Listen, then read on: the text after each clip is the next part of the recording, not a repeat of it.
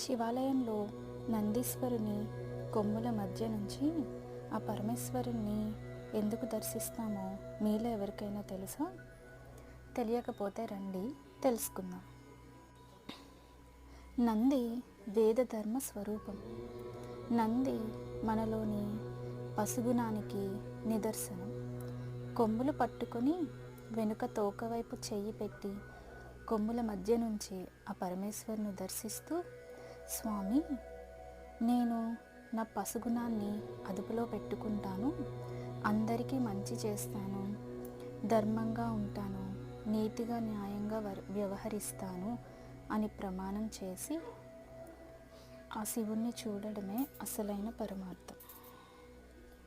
మీకు ఈ వీడియో ఎలా అనిపించిందో కమెంట్స్లో తెలియజేయండి. ఈ వీడియో మీకు నచ్చితే లైక్ చేయండి, షేర్ చేయండి.